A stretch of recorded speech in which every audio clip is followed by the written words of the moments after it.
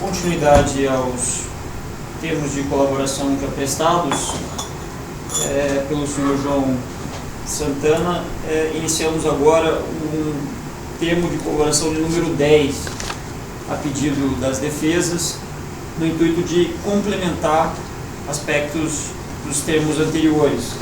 Esse depoimento é prestado no dia 7 de março de 2017, na sede da Força Tarefa no estado do Paraná, em minha presença, Roberto Ricosobon e do promotor de justiça Sérgio Bruno Fatal Fernandes, também presentes a doutora Alessi e o doutor Juliano Prestes, advogados constituídos pelo colaborador.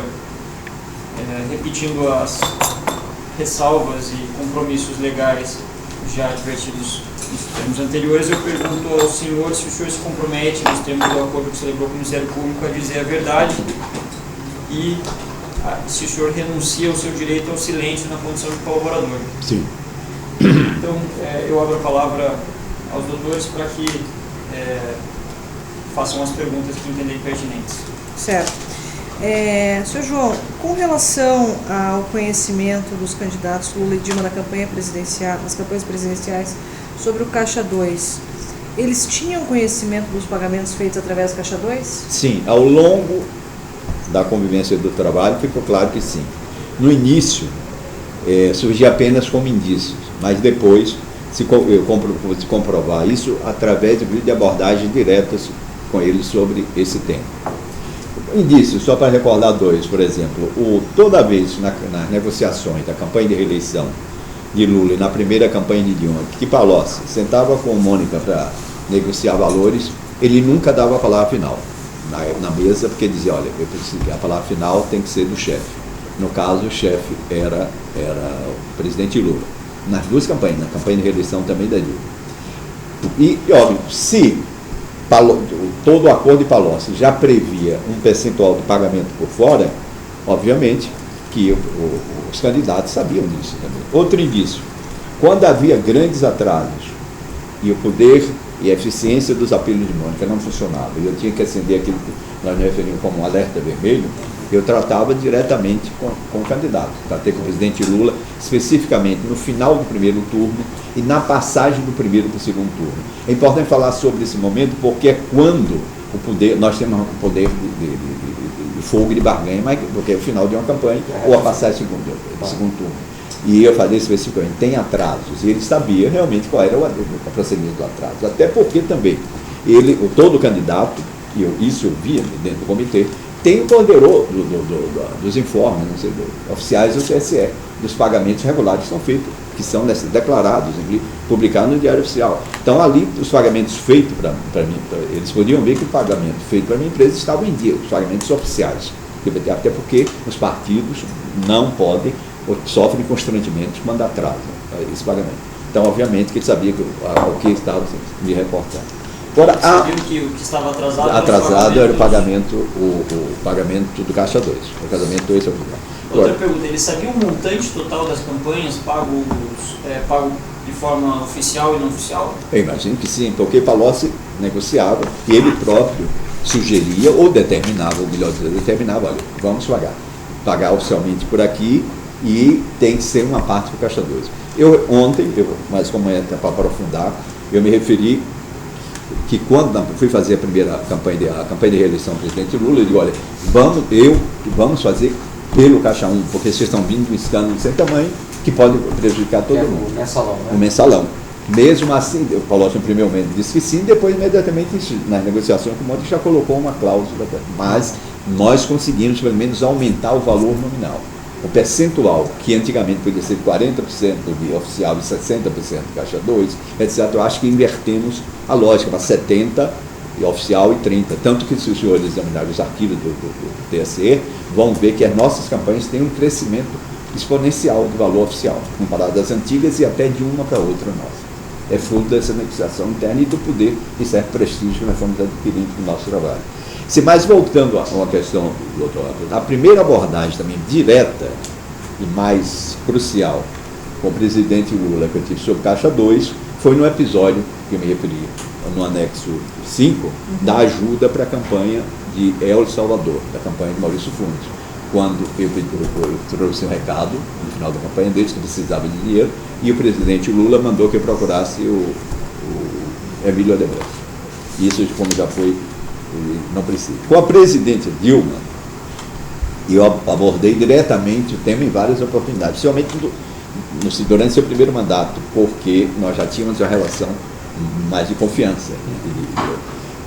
Por exemplo, no primeiro semestre de 2004, eu tenho aqui anotado, eu conversei. 2014. Perdão, primeiro semestre de 2014, quando eu me queixei de um atraso ainda da outra campanha, que estava sofrendo um atraso, já havia pagamento sendo feito, eu acho, inclusive hoje, eu me recordo, talvez algumas parcelas já tinham sido feitas pelo Zibi, na dívida antiga, mas ainda tinha e ficar dívida que não foi paga. Ela disse, olha, eu quero primeiro lhe tranquilizar em relação à campanha de 2014. Eu estou criando um sistema que você, pela primeira vez, poderá ser pago até antecipadamente. O que ela quis dizer com estou criando um sistema? Que ela assumiu o controle da gestão financeira, pelo menos no que diz respeito, eu imaginava e acho que sim, ao marketing, e que isso dava garantia. E era um valor de algo em torno de 35 milhões. E ela foi quando ela disse que quem ia cuidar disso era o ministro Guido Mantega. Você chegou a expor para ela o valor? Qual era? Isso, Mônica, depois, na sequência, estou resumindo para não Marcelão, falou que era de 35 milhões. E houve um compromisso do Guido Mantega de pagamento de 35 milhões, que seria feito através... Só voltando, essa nova gerência que agora, novo sistema que ela falou, o que era? O que ia mudar nisso? Era ia mudar. A entrada do Guido primeiro Mantega. que o Vacari, o PT e o Vacari não fariam parte mais disso. Quem ia cuidar era o Guido e acho pelo controle direto dela. Tá. E isso daria a tranquilidade para a gente. Entendi. De pagamento. Apesar Só que, infelizmente, na prática, não aconteceu. o Vacari continuou tratando. Mas o Vacari estava tratando, salvo engano, Do passivo. Do passivo. Estava tratando daquelas dívidas, etc. Tá. Mas, paradoxalmente, ironicamente, apesar de todo esse compromisso, não se realizou. Porque essa conversa foi no primeiro semestre, 5 de maio de 2014, era para entrar o dinheiro e o Guido não conseguiu viabilizar, não sei por que houve um motivo. Por isso a nova sistemática não foi nada pago? Não, foi pago a parte, mas não com a presteja e antecipação que havia sido Mas garantida. providenciado pelo Guido. E providenciado pelo Guido. Mônica deve ter ontem referido exatamente a isso. E o que acontece é só para dizer que eu voltei a tratar esse tema outras vezes com o presidente, dizendo, isso já era campanha, já estamos gravando, e Júlia disse, olha, infelizmente não foi aquele compromisso, não foi honrado. Ainda tem dívidas e a dívida continua. Ela disse, não, vou ver, e mostrou surpresa, queria saber, queria procurar saber por quê. Mônica, em setembro, voltou a se referir, durante um intervalo de uma gravação que eu fiz com ela, e terminou ficando uma coisa que não se resolveu plenamente. E outra vez que foi o tema Caixa 2 tratado mais explicitamente com o presidente, já foi quando ela já nos abordou, ela me abordou primeiro, em setembro, sobre a segurança, se os depósitos, ela se referia a alguns outros depósitos, não exatamente 55 milhões que não foram feitos na íntegra, foram feitos de forma segura. É quando Marcelo Odebrecht estava começando a mandar recados de que ia acontecer vazamento, se a Operação Lava Jato não fosse suscitada, o escândalo ia chegar, porque iria me atingir, etc.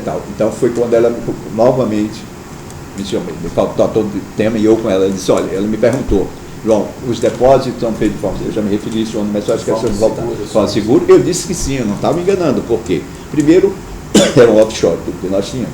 Segundo, eu não imaginava que a Odebrecht tivesse esse emaranhado, esse gigantesco esquema e desarticulado e com utilização dessa maneira, que hoje está claro. Eu imaginava que fosse uma coisa quase exclusiva conosco nesse aspecto. Não imaginava nem que tivesse outros políticos recebendo, nem outros marqueteiros, como eles próprios hoje revelam, que pagavam outros marqueteiros além de mim. Isso está pouco divulgado, mas o senhor sabe que eles revelaram vários marqueteiros. O senhor está se referindo aqui especificamente? Não, isso que saiu da imprensa, Duda Mendonça, etc. E os senhores devem ter conhecimento. Bem, com o presidente Lula tem uma coisa interessante também, que de uma forma bem humorada, ele, a partir das minhas queixas do atraso, ele de vez em quando se encontrava comigo durante muito tempo. E aí me perguntavam, e aí, os alemães têm lhe tratado bem? Os alemães, no caso, eram Odebrecht. Era uma forma que ele queria demonstrar bem-humorada e carinhosa comigo, de que ele estava preocupado com as dívidas, que queria ajudar o pagamento. Então isso virou um jargão, de vez em quando ele brincava comigo. E aí, os alemães têm lhe tratado bem? Então esse é outro, não é mais indício, foi um tratamento direto dessa questão. Bem, Alguma vez o senhor, frente a uma pergunta dessa, mencionou atraso no pagamento? sim, eu sempre, como era uma forma descontraída e bem-humorada, e eu queria também ser gentil e carinhoso com eles, sabe, um pouco, mas sempre com problemas. Não, vamos ver. É a forma natural, bem-humorada e descontraída que o presidente tem em vários temas. Então, Alguma vez ele se propôs a servir de interlocutor para buscar... não diretamente, mas isso já tinha na prática, já estava acontecendo, porque quando, algum tempo atrás, eu falo exatamente, na campanha dele, ou na própria campanha, da primeira campanha da presidente Dilma, eu chegava para dar o alerta para eles, para o comando, todos, como está, não temos condições de continuar, estou com dívidas enormes, etc, etc. Ele próprio também sabia e dizia que não, vamos ver, ou ele disse uma vez, vou ver com o Palocci isso, para o Palocci resolver, mas era... Ele mencionou, o senhor mencionou que em uma dessas ocasiões ele mandou, quem foi que pediu para o senhor ligar para o Emílio? Foi ele mesmo. Foi, mas foi no caso de Maurício Fundes. Ele nunca pediu para ligar para o Emílio para tratar de campanhas brasileiras. Não faz. Eu acho que nesse dia, eu imagino que esse pedido atípico, extemporâneo que ele fez foi pela própria urgência e pela natureza, que era para um amigo dele, um candidato estrangeiro que estava com gente, ele usa, mas não em relação, até porque existiam os canais próprios. Bem, então, quanto ao Caixa 2, eu acho que é isso. Realmente, hoje eu tenho plena, hoje e antes de plena condição que era do conhecimento dos candidatos. Bem. Certo. Com relação ao que o senhor disse ontem sobre a Graça Foster e a intervenção junto à Petrobras, era seguido, o presidente Lula por várias vezes reclamava dela e tentava saber como estavam, passar algum recado para a presidente Dilma? Sim, que é um caso paralelo, que nós vamos falar agora com a questão política administrativa, que pode ter conexões com esse ambiente que a gente está falando, mas seguidamente o presidente Lula, em conversas comigo, eu e ele, que a gente tinha regularmente na sala dele do Instituto Lula, fazia fortíssimas críticas ao trabalho da Graça Forte. Dizia, em suma, que ela era incompetente, não tinha a estatura por cargo, que não tinha traquejo político nem administrativo, e que era foi um erro profundo da Dilma colocar. Numa ocasião, ele foi ainda mais incisivo. Um amigo disse, olha, eu queria que você dissesse a Dilma que eu tenho recebido aqui uma procissão de empresários que prestam serviço à Petrobras, que vêm reclamar de atrasos sistemáticos em pagamentos de obras que eles fazem. Estão ameaçando parar obras de portos, de refinarias, etc. O senhor comentou isso num outro anexo. Agora, o que é importante, eu acho que isso foi o que ele falou. Mas hoje, vendo o contexto como um todo, o senhor acha que ele estava reclamando da competência técnica da Graça Foster ou era alguma outra inconformismo dele, se referia a outra coisa? Eu acho que tinha um pouco de tudo isso. Primeiro, ele tinha, de fato, uma restrição pessoal e administrativa ao estilo da Graça. Segundo, tem um dado que ele disse que os atrasos eram sistemáticos e eram intencionais da Graça. E porque ele sabia que a Petrobras não estava com problema de fluxo de caixa. Então, isso já é outro... Então, ele sabia que não tinha problema de fluxo de caixa. O problema de atraso não era porque estava faltando dinheiro. Não, é porque havia alguma coisa deliberada da Graça. Quando, aí talvez eu responda melhor, se eu der a sequência de acontecimentos. Eu, como tinha recebido, 2 dias depois, quando eu fui jantar com o presidente no Palácio da Alvorada, e disse, olha, presidente, o presidente Lula disse isso, se queixou profundamente da Graça, disse que relatei tudo isso. Ela disse, olha, as queixas dos empresários, eu sei por quê, porque elas existem, essas queixas, porque a Graça está colocando ordem na casa. A Graça está lá, por determinação minha, para acabar com a esculhambação, foi o termo que ela usou, a esculhambação. Não me esculhambação é a corrupção? Eu imagino, hoje eu vejo que é um conjunto disso. Na época eu imaginava que fosse desorganização e também algum uso político que tivesse feito lá. Então, E ela disse ainda, aproveitou, eu me lembro exatamente, que contextualiza, ela disse, olha, as críticas que o Lula faz à Graça são tão injustas como algumas críticas que hoje a imprensa está começando a... Foi a época do Passadinho, dizendo que as irregularidades na Petrobras, eu sou responsável por essas irregularidades. E usou uma frase textual que dizia, será que eles não enxergam o que estou arrumando na casa? O canalha do Paulo Roberto Costa, ela falou isso para mim, fui eu que tirei.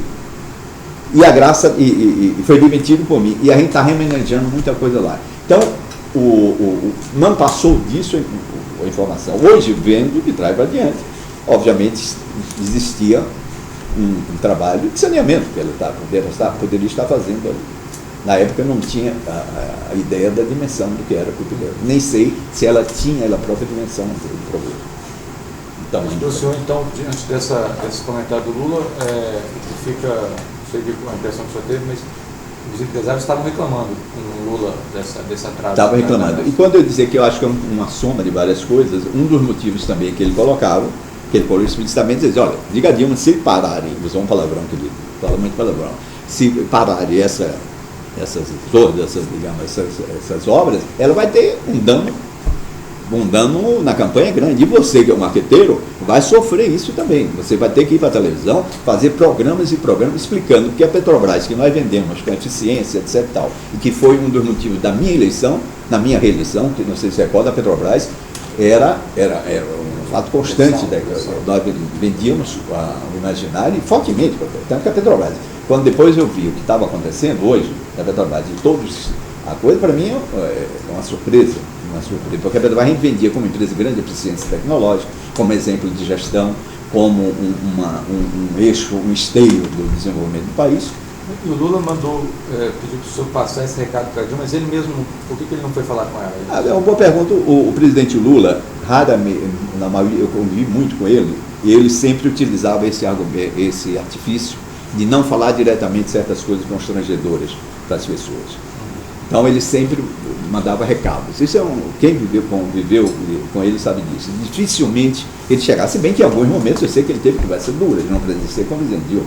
Mas quando ele podia utilizar pessoas de confiança, ele mandava os recados. E nesse caso, como eu estava já na pré-campanha, e nós estávamos, eu tinha contato com os dois, acho que foi esse o motivo que ele não falou. Certo. É só um ponto final, com relação às campanhas internacionais de papel da Odebrecht. O senhor aceitou fazer todas as campanhas que a Odebrecht lhe pediu? Não. É bom, inclusive, tratar desse assunto. Pelo menos duas campanhas importantes para a Odebrecht eu me recusei a fazer. A campanha de reeleição do presidente de Gana, na África, o John Mahama Dramani, que eles insistiram, posso até dar mais detalhes sobre isso, e a campanha de reeleição, do que seria a campanha de candidatura do ex-presidente Alan Garcia no Peru. Eles insistiram profundamente. E isso foi em 2015 ou 2014. Eles, no caso do Odebrecht, quem era o seu Nesse caso foi o Ernesto Bayardi, que era o diretor de África. O diretor de África, e uma pessoa por cada campanha de Angola, foi um dos diretores que eu tive uma aproximação maior durante a... Eu nunca tive aproximação com diretores dentro do Brasil, pessoalmente, mas por razão logística, por exemplo, em Angola, o Ernesto Bayardi. E no Panamá, quando eu fiz a campanha de Panamá, que era de José Domingos Arias, estabeleci uma relação mais próxima também com o diretor da Odebrecht no Panamá, que era André Rabelo. Então, esses contatos com o Ernesto Bayardi. E eu me recusei, e houve uma pressão ao ponto, isso já, eu estava em Nova York uma vez, e eu digo, olha, e falo seriamente, eu achava que era um risco também fazer essa campanha, e o principal motivo era a Lava Jato já estava em atividade. E se o senhor fizesse, ia ser nos mesmos moldes? Seria porque não podia ser diferente, até porque essas campanhas, o apoio, como aconteceu a campanha em Angola? Eu já expliquei. Uma parte foi paga oficialmente pelo partido, tudo direitinho, conhecido, por tudo, e outra parte foi pelo Odebrecht. Quando a campanha da Venezuela também foi uma parte de fornecedores locais, do partido, e outra parte por empresas brasileiras. No caso de Alan Garcia, foi a mesma coisa. Sim, mas sobre o Ernesto Bayardi chegou a sugerir que então fizesse uma reunião em Nova York para receber a delegação de Gana, que eles inclusive estavam indo para lá por outro motivo, para a ONU, dar uma reunião internacional, e eu me recusei. Eu não vou fazer, não quero, não posso ficar enrolando até que é coisa.